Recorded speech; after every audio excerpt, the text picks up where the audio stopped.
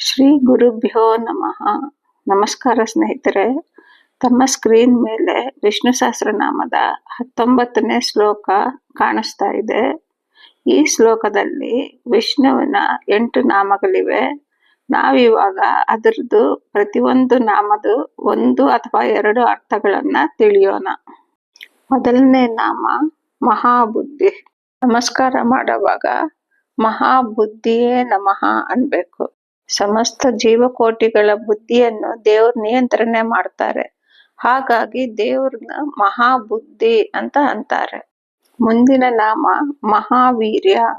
ನಮಸ್ಕಾರ ಮಾಡುವಾಗ ಮಹಾವೀರ್ಯಾಯ ನಮಃ ಅನ್ಬೇಕು. ವೀರ್ಯ ಅಂದ್ರೆ ಒಂದು ಕೆಲಸವನ್ನು ಶುರು ಮಾಡಿದ್ರೆ ಮುಗಿಸೋ ಸಾಮರ್ಥ್ಯವನ್ನು ವೀರ್ಯ ಅಂತಾರೆ. ದೇವರು ಯಾವ ಕೆಲಸವನ್ನು ಅರ್ಧದಲ್ಲಿ ನಿಲ್ಸೋದಿಲ್ಲ. ಯಾವುದೇ ಕೆಲಸ ಶುರು ಮಾಡಿದ್ರು ಅದನ್ನ ಮುಗಿಯೋ ತನಕನೂ ಬಿಡೋದಿಲ್ಲ. ಇವಾಗ ಜಗತ್ತು ಸೃಷ್ಟಿ ಶುರು ಮಾಡಿದ್ದಾಗಿಂದ ಜಗತ್ತು ಮುಗಿಯೋ ತನಕ ಅಂದ್ರೆ ಪ್ರಳಯ ಕಾಲದ ತನಕನೂ ದೇವರು ಅದನ್ನ ಮಾಡ್ತಾನೆ ಇರ್ತಾರೆ. ಜಗತ್ ಕೆಲಸವನ್ನು ಮಾಡ್ತಾನೆ ಇರ್ತಾರೆ. ಅಂಥ ಸಾಮರ್ಥ್ಯ ದೇವ್ರದ್ದು. ಹಾಗಾಗಿ ದೇವ್ರನ್ನ ಮಹಾವೀರ್ಯ ಅಂತಾರೆ. ಮುಂದಿನ ನಾಮ ಮಹಾಶಕ್ತಿ. ನಮಸ್ಕಾರ ಮಾಡುವಾಗ ಮಹಾಶಕ್ತಿಯೇ ನಮಃ ಅನ್ಬೇಕು. ಶಕ್ತಿ ಅಂದ್ರೆ ಸಾಮರ್ಥ್ಯ, ಕೆಪಾಸಿಟಿ. ದೇವ್ರ ಸಾಮರ್ಥ್ಯಕ್ಕೆ ಕೊನೆನೇ ಇಲ್ಲ. ಹಾಗಾಗಿ ದೇವ್ರನ್ನ ಮಹಾಶಕ್ತಿ ಅಂತಾರೆ. ಮುಂದಿನ ನಾಮ ಮಹಾದ್ಯುತಿ. ನಮಸ್ಕಾರ ಮಾಡುವಾಗ ಮಹಾದ್ಯುತಿಯೇ ನಮಃ ಅನ್ಬೇಕು. ದ್ಯುತಿ ಅಂದ್ರೆ ಬೆಳಕು. ಮಹಾದ್ಯುತಿ ಅಂದ್ರೆ ಆ ಬೆಳಕಿಗೆ ಕೊನೆ ಇಲ್ಲ.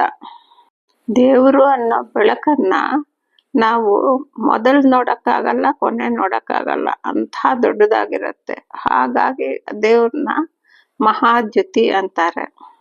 ಮುಂದಿನ ನಾಮ ಅನಿದೇಶ ವಪು. ನಮಸ್ಕಾರ ಮಾಡುವಾಗ ಅನಿದೇಶ ವಪುಷೇ ನಮಃ ಅನ್ಬೇಕು. ದೇವ್ರ ಸ್ವರೂಪ ಹೀಗಿರತ್ತೆ ಅಂತ ಹೇಳಕ್ಕಾಗಲ್ಲ. ದೇವ್ರು ಯಾವ ರೂಪ ಬೇಕಾದ್ರೂ ತಗೋಬಲ್ಲ. ನಾವು ಭಕ್ತರು ಯಾವ ರೂಪದಲ್ಲಿ ದೇವ್ರ ನೋಡ್ಬೇಕು ಅನ್ಕೊಂತೀವೋ ಆ ರೂಪದಲ್ಲಿ ಬಂದು ನಿಲ್ತಾನೆ. ಮುಂದಿನ ನಾಮ ಶ್ರೀಮಾನ್. ನಮಸ್ಕಾರ ಮಾಡುವಾಗ ಶ್ರೀಮತೆ ನಮಃ ಅನ್ಬೇಕು. ಶ್ರೀ ಅಂದರೆ ಸಂಪತ್ತು. ಸಂಪತ್ತಕ್ಕೆ ಒಡತಿ ಲಕ್ಷ್ಮೀದೇವಿ. ಆ ಲಕ್ಷ್ಮೀ ದೇವಿಗೆ ಒಡೆಯ ನಮ್ಮ ಸ್ವಾಮಿ. ಹಾಗಾಗಿ ಭಗವಂತನನ್ನ ಶ್ರೀಮಾನ್ ಅಂತಾರೆ. ಮುಂದಿನ ನಾಮ ಅಮೇಯಾತ್ಮ. ನಮಸ್ಕಾರ ಮಾಡುವಾಗ ಅಮೇಯಾತ್ಮನೇ ನಮಃ ಅನ್ಬೇಕು.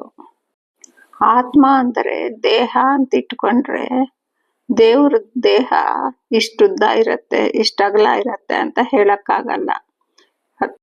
ಎನಿಸಲಾಗದ ದೇಹ ಉಳ್ಳವನು ಅಂತ ಅರ್ಥ ಅಮೇಯಾತ್ಮ ಅಂತಂದರೆ.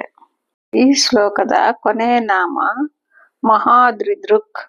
ನಮಸ್ಕಾರ ಮಾಡುವಾಗ ಮಹಾದ್ರಿದೃಹಯೇ ನಮಃ ಅನ್ಬೇಕು. ಇದರ ಅರ್ಥ ದೊಡ್ಡ ಬೆಟ್ಟ ಎತ್ತಿದವನು ಅಂತ ಅರ್ಥ. ನಮ್ಮ ಸ್ವಾಮಿ ಒಂದ್ಸತಿ ಮಂದರ ಪರ್ವತವನ್ನು ಎತ್ತಿದ್ದಾನೆ. ಹಾಗೆ ಕೃಷ್ಣನಾಗೆ ಗೋವರ್ಧನ ಗಿರಿನೂ ಎತ್ತಿದ್ದಾನೆ.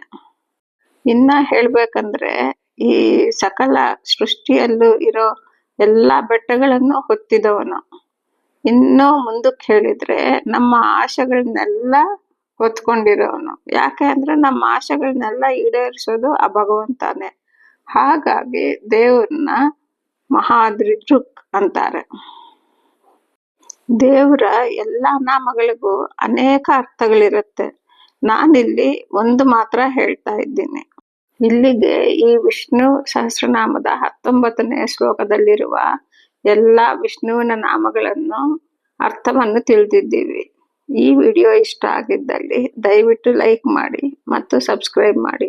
ಧನ್ಯವಾದಗಳು ಸ್ನೇಹಿತರೆ.